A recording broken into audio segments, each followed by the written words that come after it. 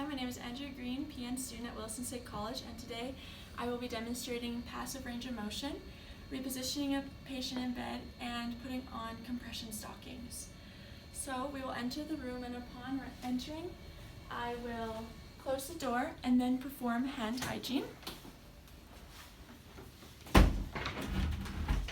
And then I will approach the patient and confirm who they are. So, hi, my name is Andrea. I will be your nurse today. Can I just confirm your name and your date of birth? And then once I get that response, I can proceed with my tasks for the day.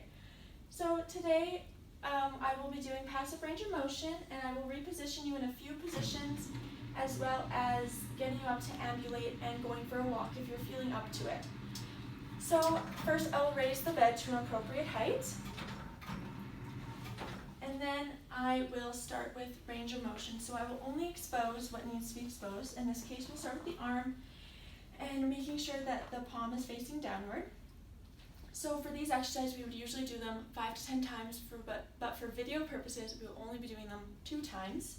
So first, I will be rotating the arm upwards 180 degrees or as tolerated.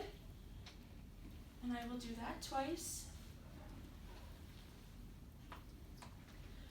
And then for the second exercise, I will abduct the arm out twice.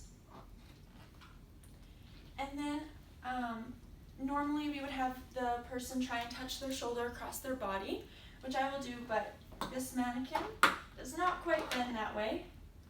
So we will do that twice. And then that concludes the arm exercises. So I will cover them back up, and I will move down to the lower extremities. As well, for this video, I will only be doing one side of the body. Usually I would do both sides. So first, we will expose the leg, and then we will bend it up at the knee at a 90-degree angle and push it inwards. And we will do that twice. Next, we will abduct the leg and adduct the leg, which would normally be across midline, but this one does not quite go that far, and we would do that twice. And then we would internally rotate the foot, which is making sure from the hip to the ankle and foot that everything rotates the same. So we would do that twice, and then externally rotate, which we would also do twice, trying not to bend the knee. So that concludes passive range of motion. And I can see that my patient is quite far down in bed. So this is where I'll ask for an assist for a boost up in bed. So lowering the side rails. We will grab the draw sheet and roll it up beside the patient. And before we boost, this patient is able to help us. So we will put their feet on the bed like so and bend at the knee, so they can help push themselves up in bed. As well, we will make sure the draw sheet is not underneath the heels or foot, so it does not get caught. So then we will point our first foot forwards and our back foot towards the bed, and have all the weight on our back foot. And then on the count of 3, we will boost him up in bed and transfer our weight. And I would also inform the patient that this is what I'm doing. So on the count of 3, we will boost him up in bed. 1, 2, 3. And normally I would have put the pillow up at the headboard, but I had forgotten, so I would re-put it underneath the head. And now they are boosted in bed, we're going to put them onto their side to keep pressure off of their back and bottom. So we will pull the patient all the way towards me. And then on the count of 3, we will roll the patient towards my colleague. So ready? 1, 2, 3. And keeping the draw sheet there for modesty, we would tuck a pillow underneath their back, in between the shoulders and the hips. And then we will put a pillow in between their knees. For this video purpose, I'm going to remove the sheets for the most part, just so you can see what I'm doing. But normally I would keep them covered as much as possible. So then we can roll them back and just make pull up on this shoulder, making sure that their shoulder is not cut from underneath them. And the pillow I would make sure is in between their knees. Okay, so now that they are on their side, I can now put them back into supine is another position. So again, we will roll the patient to the side. Ready? 1, 2, 3. Remove the pillows. And then we can put them back onto their back. Okay, and now that they're in supine, I will put one pillow underneath their arms, which would be on both sides, but for the video purposes, just the one side for today. And then I can put one underneath their knees, making sure that there's no pressure underneath the knees that can actually do more damage than good. And if there is room, I could put one also underneath their ankles to keep their feet off the bed. Now normally I wouldn't have their heels touching the pillows, I would actually have them dangling off, but these pillows are quite large. So now that they're in a supine position, I can put them into semi or high Fowler's position. So I will raise the head of the bed, and then when I get to about here, I usually lift up the feet so that they do not slip down in bed.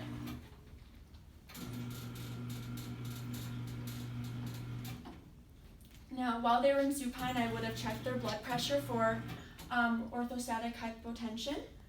So now that they're in semi-Fowler's, I will now switch to my actual person. So I would move them to dangle, and then I would take blood pressure again while they're dangling.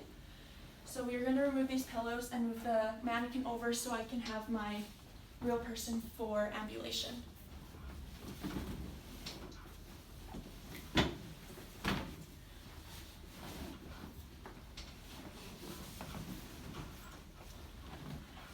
Okay, and Brooke is a little bit shorter, so I'm going to lower the bed for her so she can hop in. Okay, so I will grab my gait belt, which I have already fitted for her, but if I hadn't, I would fit it now for her. And I will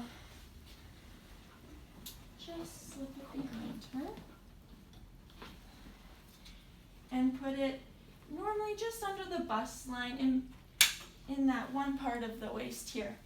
So I will grab it with 2 hands, and I will stand with my legs kind of staggered and squat, and on the count of 3 we're going to sit up and turn so you're dangling off the bed.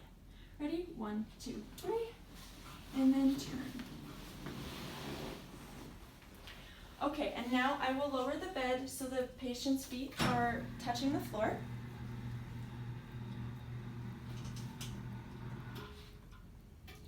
And this is how far down the bed goes. So Brooke is shorter, so it doesn't quite go as far as I need. So we will let her dangle for 30 seconds, and I have moved the chair. And I would pop on the brakes.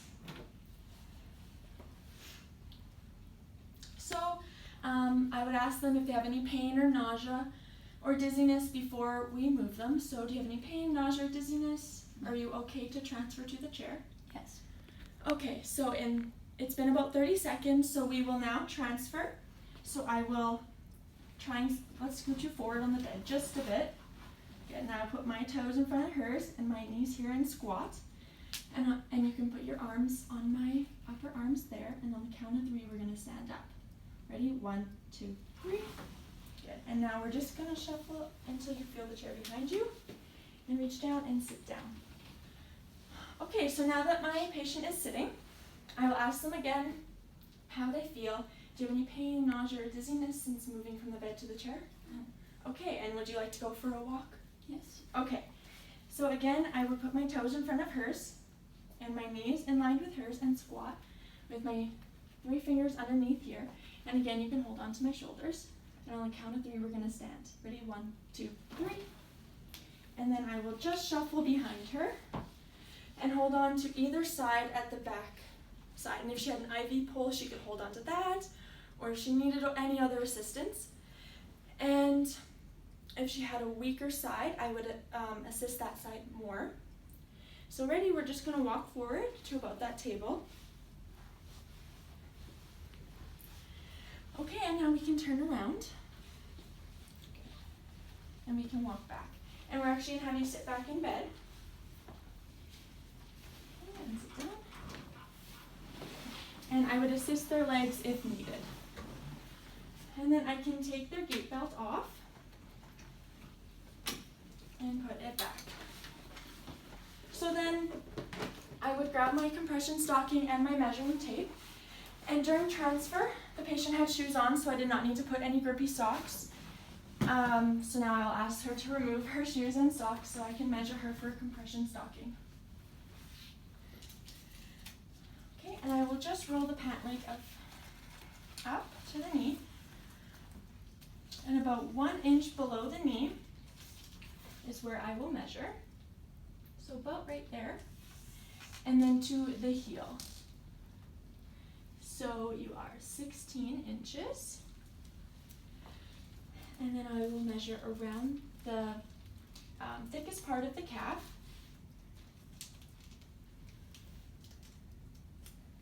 And that is 14 and a half inches.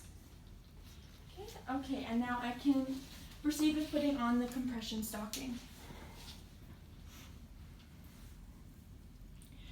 So I will bunch the compression stocking up until I find the heel, which is right there. And then I will slip it over their feet. And I like to work to get the toes covered first. And then we want the toes covered so the opening is on the bottom of the foot so we can move it up to assess for circulation. And then I will lift the patient's foot off the bed and proceed to move it down their heel.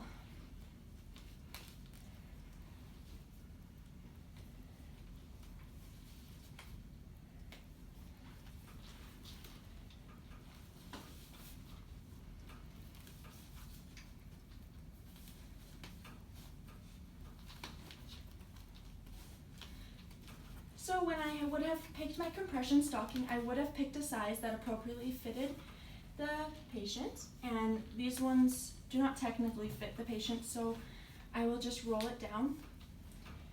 But I would normally have one that fits, and I will make sure there's no wrinkles in the stocking.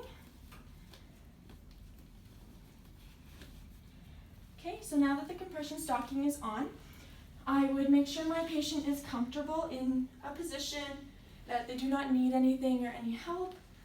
I will tidy up the room, and I will make sure the bed is lowered to the lowest position. And then I will do hand hygiene before leaving and making sure everything is good with the patient and the room. And that concludes this skill video.